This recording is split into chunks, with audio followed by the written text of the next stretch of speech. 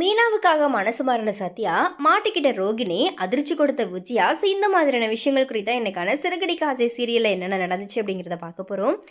So அந்த வகையில் மீனாவை சிட்டி அடிச்சிட்டாரு அப்படிங்கிறத தெரிஞ்சதும் சத்யா பார்த்தீங்கன்னா சிட்டிக்கிட்ட சண்டை போட்டு இப்போ மனசு மாறி இருக்கிறாரு. ஆனால் ரோகிணி பார்த்தீங்கன்னா இப்போ சிட்டிக்கிட்ட வசமாக சிக்கியிருக்கிறாங்க. அதே போல் விஜயாவோட மனமாற்றத்தை பார்த்து இப்போது குடும்பத்தினர் பார்த்தீங்கன்னா பயங்கரமாக அதிர்ச்சி ஆகுறாங்க. ஸோ அந்த வகையில் இந்த எபிசோட ஆரம்பத்தில் மீனாவோட நிலைமையை பார்த்து அவங்களுடைய அம்மா அழுதுகிட்டு இருக்கும்போது அந்த நேரத்தில் வீட்டுக்கு சத்யா வராரு.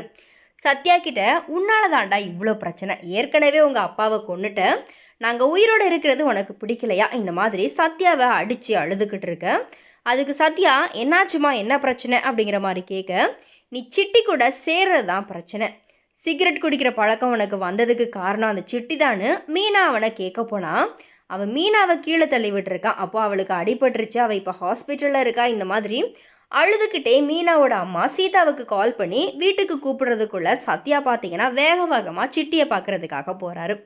சிட்டிக்கிட்ட ஏன் இப்படி பண்ண, எங்கள் அக்காவை எதுக்கு அடித்தா இந்த மாதிரி கேட்க, எல்லாருக்கும் முன்னாடியே உங்கள் அக்கா என்னை மரியாதை இல்லாமல் பேசினா அதனால தான் நான் அடித்தேன் அப்படிங்கிற மாதிரி சொல்ல, 1000 இருந்தாலும் அவங்க என்னோட அக்கா, அவங்க தான் என்னை வளர்த்தாங்க, அவங்கக்கிட்ட வந்து நீ மன்னிப்பு கேளு அப்படிங்கிற மாதிரி சொல்ல, நான் என்னோட மரியாதையெல்லாம் விட்டு கொடுத்துட்டு வர முடியாது அப்படிங்கிற மாதிரி சிட்டி சொன்னதும், அப்போது இதோட நம்மளுக்குள்ளே இருந்த ஃப்ரெண்ட்ஷிப் முடிஞ்சிருச்சு, இனி நீ என்னை தேடி வராத, நானும் உன்னை தேடி வரமாட்டேன், இந்த மாதிரி சத்யா கோபமாக அங்கேருந்து கிளம்பிடுறாரு.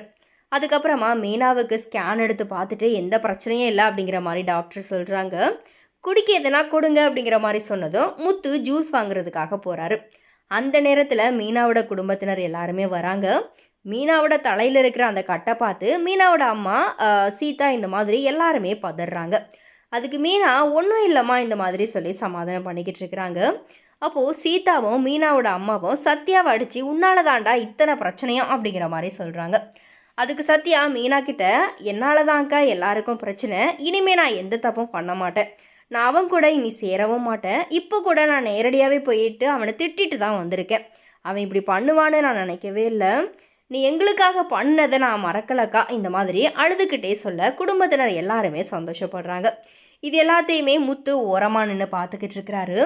அதுக்கப்புறமா முத்து மீனாவை கூட்டிகிட்டு வீட்டுக்கு வர அண்ணாமலை மீனாவோட தலையில் கட்டு போட்டிருக்கதை பார்த்து என்ன ஆச்சு அப்படிங்கிற மாதிரி கேட்க, மீனா உண்மையை சொல்ல வந்ததும் அதை தடுத்து, இல்லை மீனா கீழே விழுந்துட்டா அப்படிங்கிற மாதிரி முத்து சமாளிக்கிறாரு. அந்த நேரத்தில் விஜயா வந்து என்ன ஆச்சு, ஏன் தலையில் கட்டு போட்டிருக்க அப்படிங்கிற மாதிரி கேட்க, வண்டியில் போகும்போது விழுந்துட்டா அப்படிங்கிற மாதிரி முத்து சொன்னதும், எப்பவும் பணம் சம்பாதிக்கிறதுலே குறியாக இருந்தால் இப்படி தான், வாய் மட்டும் ஒழுங்காக பேசுகிற, வண்டி ஒழுங்காக ஓட்ட முடியலையா இந்த மாதிரி கேட்டு இப்போ எப்படி இருக்குது அப்படிங்கிற மாதிரி விஜயா அக்கறையாக கேட்டதும் எல்லாருமே அதிர்ச்சி ஆகுறாங்க. அது மட்டும் இல்லாமல் நீ சமைக்க வேண்டாம், நானே சமைச்சிக்கிறேன் அப்படிங்கிற மாதிரி விஜயா பார்த்தீங்கன்னா கிச்சனுக்கு போக, அண்ணாமலை இவ எந்த நேரத்தில் எப்படி இருக்கானே தெரியலையே அப்படிங்கிற மாதிரி சொல்கிறாரு. அதுக்கப்புறமா முத்து மீனாவுக்கு கஞ்சி எடுத்துக்கிட்டு ஊட்டி விடுறாரு. அப்போது நீ எதுக்கு சிட்டியை பார்க்க போன அப்படிங்கிற மாதிரி முத்து கேட்க, சத்யா இந்த மாதிரியான கெட்ட பழக்கத்தை எல்லாமே கற்றுக்கும் போது என்னால் அதை பார்த்துட்டு சும்மா இருக்க முடியலை இந்த மாதிரி சொல்ல, அதுக்கு முத்து நான் அப்போ சொல்லும்போதெல்லாம் உங்களுக்கு தெரியலையா அப்படிங்கிற மாதிரி கேட்குறாரு. அதுக்கப்புறமா உன்னோட தலையில் ரத்தத்தை பார்த்ததும் எனக்கு உசிரே போயிடுச்சு அப்படிங்கிற மாதிரி முத்து மீனாவை பார்த்து கண்கலங்க மீனாவும் அழுகுறாங்க. இனிமே இப்படி பண்ணாத அப்படிங்கிற மாதிரி முத்து மீனாவுக்கு அட்வைஸும் கொடுக்குறாரு.